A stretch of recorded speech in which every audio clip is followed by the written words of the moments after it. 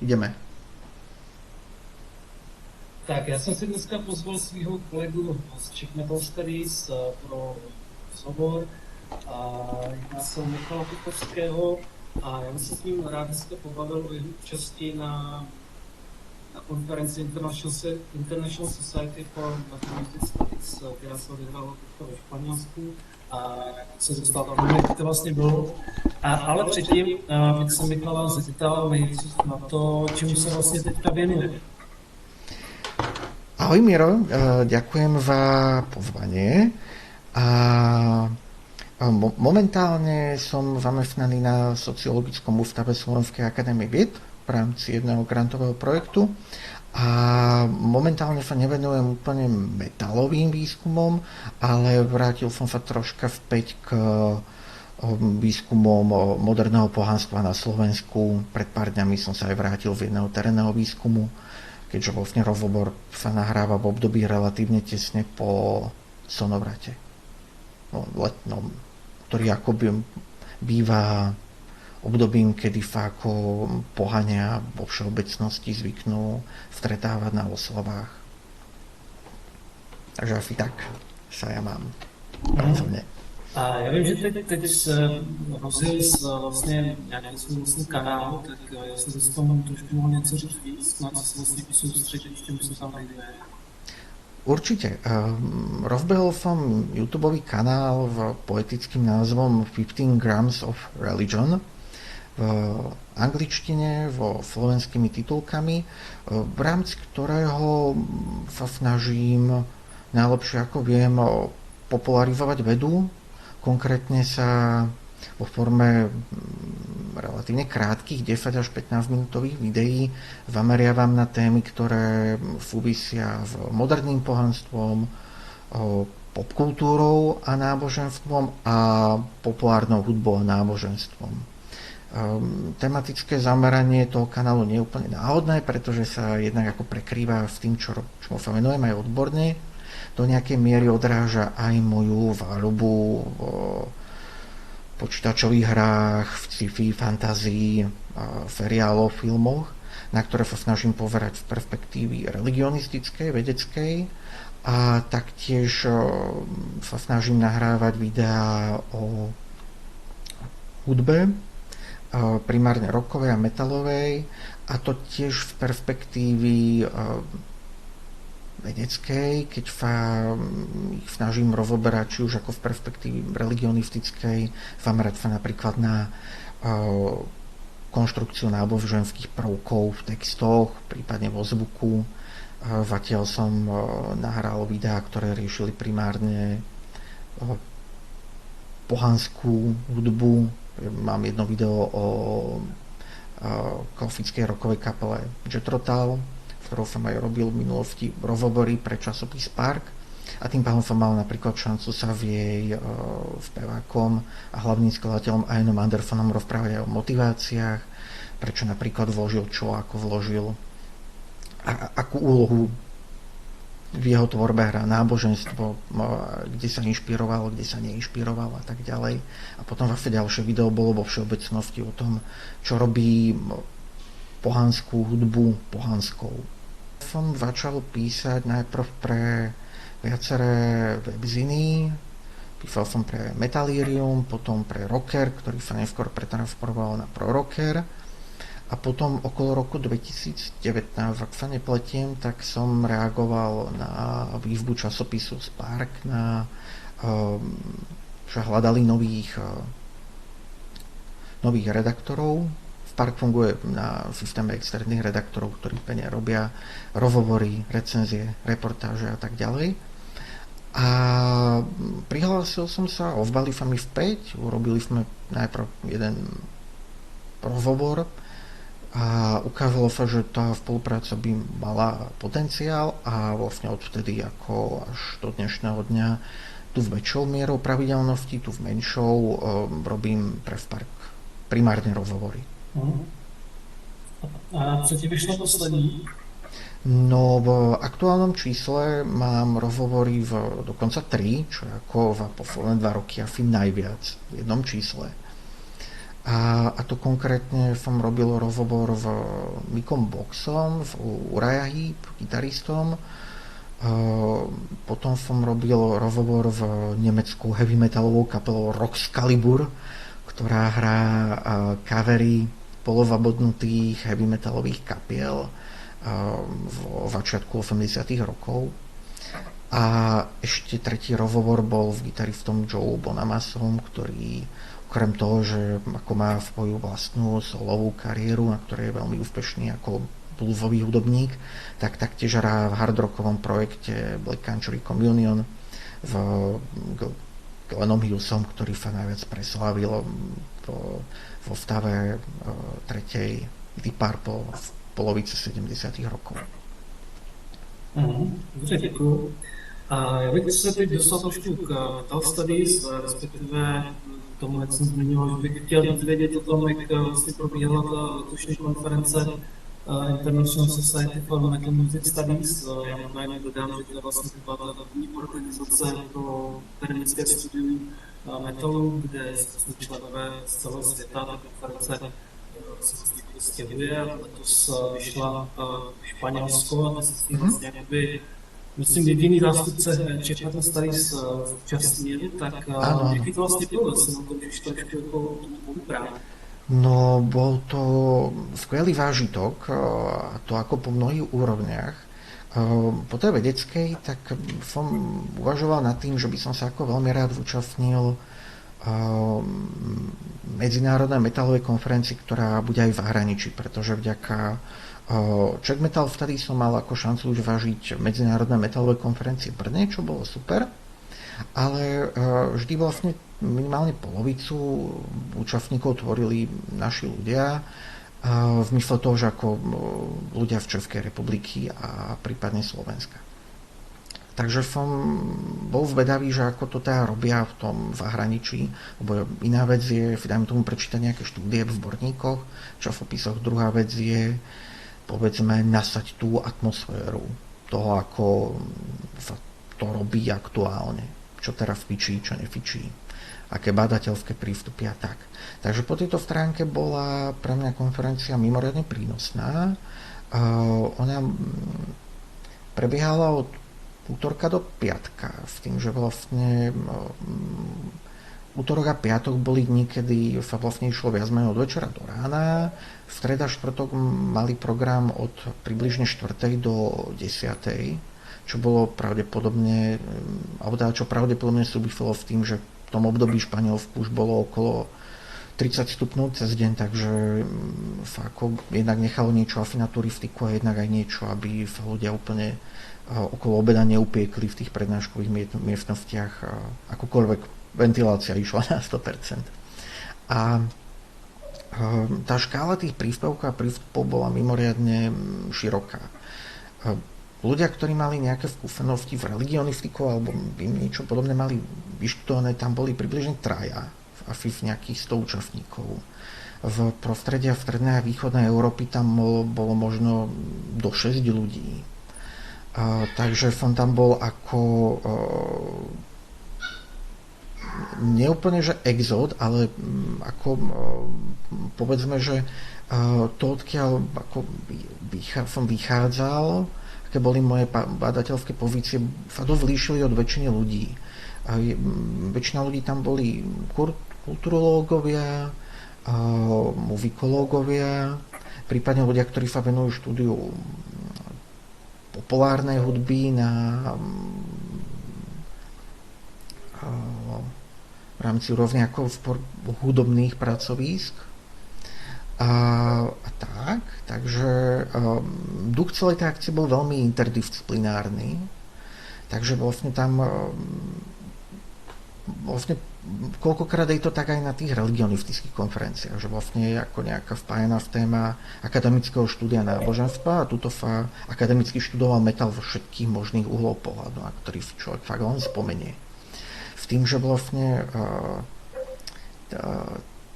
konferencia bola pomerne, že bolo tam obrovské množstvo príspevkov rôznych druhov, ježišmaria, to reči, ja si nebudem takto, ktoré sa vlastne dotýkali všetkých možných aj nemožných tém v tým, že ako do veľkej miery sa snažili dať priestor napríklad bádateľom z globálneho juhu, taktiež ľuďom, ktorí nejakým spôsobom boli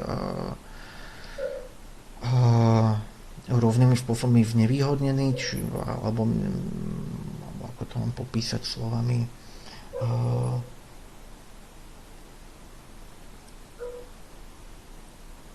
rozmýšľam, aký je ten správny termín. Lebo ono postihnutý na slovenčine napríklad až také ako negatívne konotácie, že si človek predstaví vozíčkára.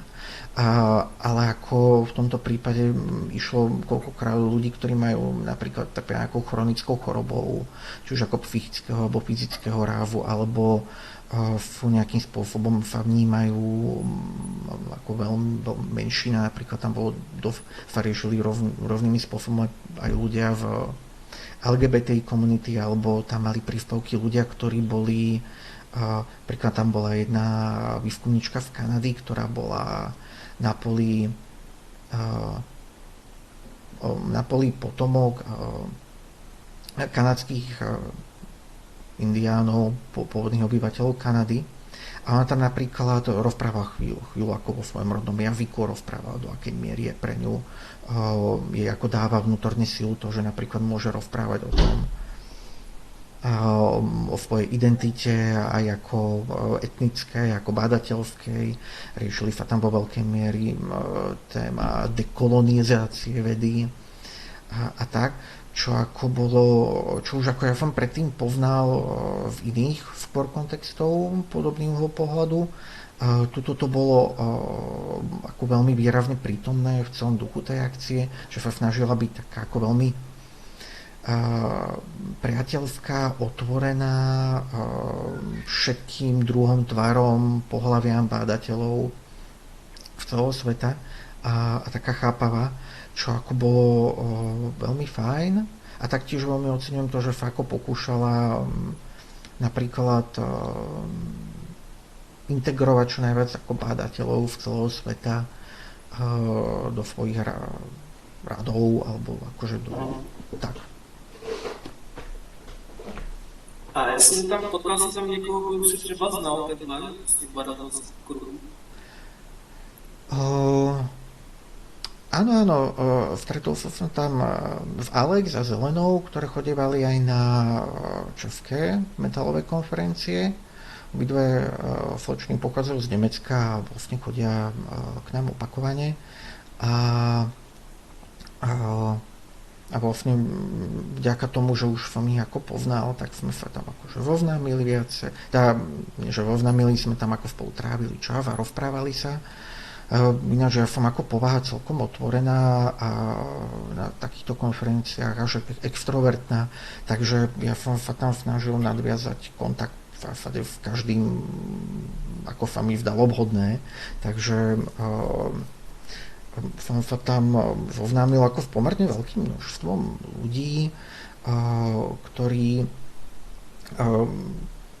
či už to boli ako povedzme ľudia v podobnej kategórie ako ja, doktoranti, alebo ľudia, ktorí majú relatívnu čerstvo po doktoráte, takže ľudia okolo 30-ky, ale potom, keď sa ako dalo, tak hlavne potom, ako som mal svoj konferenčný príspevok, tak sa ako za mnou kadekto ako zastavil a bolo to, takže som sa ako rozprával s viacerými ľuďmi, ktorí ako napríklad už v tej komunite majú troška viac odpublikovaného. A na co si směl ten příspěvek konkrétně? Ja som mal taký príspevok venovaný tomu, že som sa ako zamýšľal nad tým, akým spôsobom ako bádatelia v rámci metalových štúdií konštruujeme pohanstvo vo svojom výskume. Takže ako keby som išiel na takú abstraktnejšiu rovinu, že nie len ako, lebo vo svojich predchádzajúcich výskumoch som sa napríklad venoval otázke, že akým spôsobom hudobníci konštruujú pohanstvo vo svojich výskumoch. A tu som ako keby išiel ešte na jednu takú abstraktnejšiu rovinu, a to ako bádatelia premýšľame o tom, čo by to pohanstvo malo byť, nemalo byť, akým spôsobom tam napríklad sa prejavujú naše znalosti o modernom pohanstve, do akej miery sme napríklad informovaní hlavne vo západného bádateľského diskurzu o tom, čo je pohanstvo, do akej miery sa tam objavuje napríklad nejaké porozumenie, pochopenie, pretože pohanstvo naprieč celým svetom môže znamenať aj trocha inšie veci a že napríklad práve v tom stredovýchodo-juhoeurópskom kontexte je to pohanstvo o dosť etnickejšie, o dosť viacej vychádza z ľudovej kultúry. A čo napríklad v západnom pohanstve dôraz na tieto dve témy je o mnoho nižší, aj to pohanstvo je ako keby viacej magické, keď to tak nazveme, zatiaľ čo to v stredovýchodo-juhoeurópske také nutne byť nemusí. No a takto som tam o týchto veciach diskutoval na príklade 3 textov, ktoré som si vytipoval ako vhodné príklady toho, ako autori môžu premýšľať o týchto témach a snažil som sa ako vypichnúť pozitívne, negatívne body, na čo by sme si ako bádatelia mali dávať pozor a vlastne som kombinoval svoju identitu jednak ako bádateľa, ktorý je vlastne odchovaný religionistikou, kritikou rôznych esencialistických prístupov k štúdiu náboženstva, postkoloniálnou kritikou štúdia náboženstva a taktiež vlastne človek, ktorý pochádza v strednej Európy, robil výskumy v miestnom prostredí medzi pohanmi, mám pomerne veľké znalosti o tom, čo sa deje na Slovensku, čo v Česku, nielen ako teoretické, aj praktické v tom zmysle, že som robil pomerne dosť už terénnych výskumov za posledných 10 rokov. A to, ako všetko nejakým spôsobom formuje to, ako ja vnímam debatu o pohanstve vo všeobecnosti a taktiež aj v hudbe. A kdyby si třeba vypíchnout jeden příspěvek, který tě třeba nejvíce jako zaujal z těch familií, který jsi dělal? Tam bolo zaujímavých príspevkov. Bol tam jeden čínsky príspevok od jednej čínskej bádateľky, ktorá sa venuje štúdiu čínskeho metalu. A tam bol veľmi zaujímavý, pretože tam boli vlastne 2 čínske black metalové príspevky.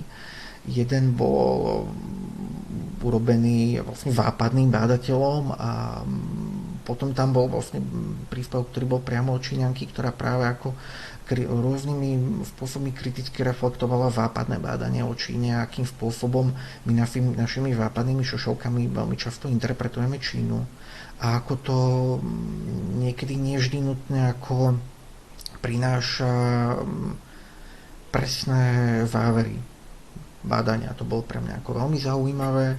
Taktiež bolo pre mňa zaujímavé vidieť napríklad autobiografický príspevok o konštrukcii identity metalistu od francúzskeho sociológa menom Jérôme Guibert, ktorý je ako aj celkom pomerne veľké meno vo francúzskej sociológii, čo som pochopil vo všeobecnosti. A pre mňa to bol zase ako zaujímavý spôsob, ako uchopiť svoju identitu ako bádateľu a metalistu zároveň. A ako to napríklad otvára možnosti aj do bádania, keď sa to napríklad ako dobre podchytí teoreticky, takže to môže byť ako veľmi prínosné taktiež. Ježišmaria, tam toho bolo akože celkom dosť veľa príspevkov bolo black metalových, ktoré som videl hlavne prvé 2 dní, ale potom sa to trošička vyvážilo. Je vidieť, že tam ako black metal fakt ťahá. Skvelý príspevok bol od Sydneyho Koniga, ktorý sa venoval dejinám pamäte v Nemecku a ako sa vo vzťahu k druhej svetovej vojne, ako sa to odráža v textoch nemeckých metalových kapiel. Akým spôsobom reflektujú napríklad kritickú reflexiu holokaustu, alebo teda nie holokaustu, vlastne ako vojny nacistov v Európou a akým spôsobom sa tým pádom v tých textoch, ako fakt k tým témam pristupujú, nepristupujú, ako fakt vyhýbajú, to bolo veľmi zaujímavé. To bolo v útorok asi príspevok, ktorý ma zaujal najviac. A takto by sa o tom dalo rozprávať ako pomerne dlho. Bolo to ako veľmi pestré a vlastne tým, že sa aj vstriedali tie rôzne metodologické prístupy, aj témy, tak sa vlastne človek nenudil. Išlo to paralelne v dvoch sekciách. Dokonca čo v príspevku bola v španielčine. Čo ako tým, že ja ako viem po španielsky, tak som ako mal tú možnosť tam ísť. Dokonca nám aj dali slúchadlá v simultánnym AI anglickým prekladom, čo som teda ja nepotreboval. Nakoniec som na žiadnom španielskom príspevku nebol, ale i takto vnímam ako vlastne veľmi fajn, že bol tam napríklad viacero ľudí v Latinskej Ameriky, ktorí ako aj vlastne dosť bola bádateľov vo Španielska, pretože to mali najbližšie. Takže mali hlavne bádateľe v Latinskej Ameriky alebo aj v Brazílie, ktorí tam boli viacerí, tak mali možnosť prezentovať pohodlne vo svojom rodnom jazyku, ktorý je ako najrozšírenejší na svete, svoje výskumy, čo tiež hodnotím kladne. Keď som rozprával, tak som ako mal uvedenú okrem svojej afiliácie aj to, že som ako hrdým členom Czech Metal Studies, čo teda není na žiadnej fotografii, tuším zatiaľ zachytené, ale ako kým som rozprával podklad k úvodnému slajdu, tak to tých 40 ľudí v tej miestnosti videlo. A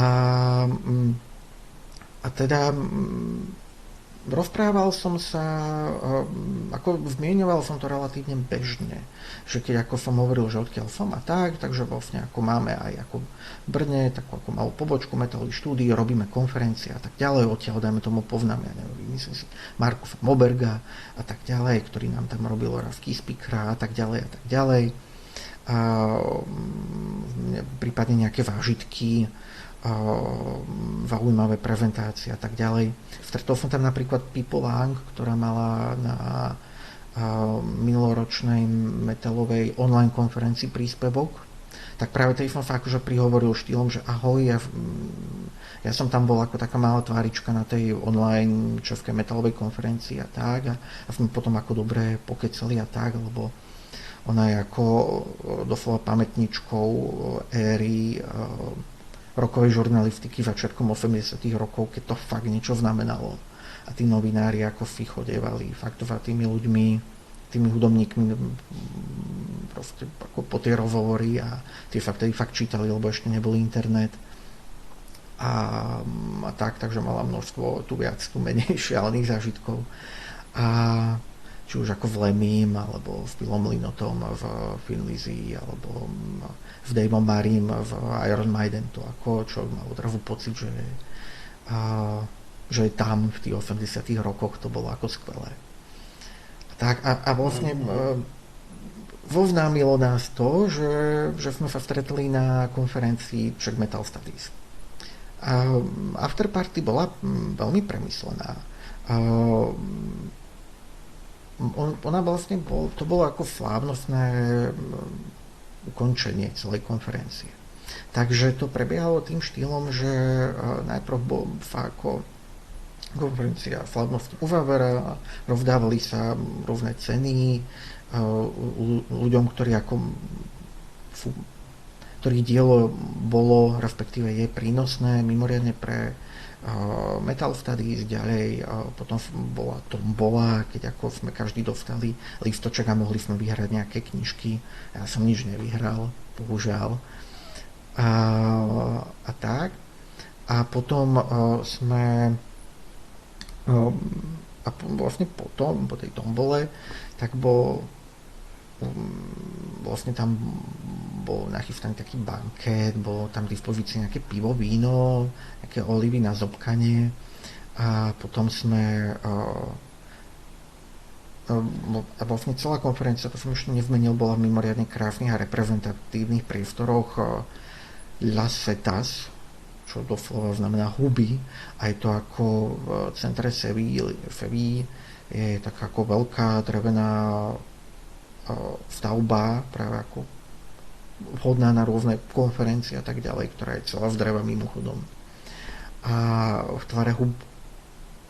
A táto hubovitá stavba ako má jednak ako sme boli ako na vrchnom poschodí a tam boli aj vpele výhľady, ktoré sme si práve užívali ten večer posledný, keď sme ako vyšli na čerstvý vzduch, tam sme ako farovne rozprávali, popíjali a potom sme im vlastne tak chodili ako medzi tým vnútrom vonkajškom, kde potom boli vlastne dva koncerty.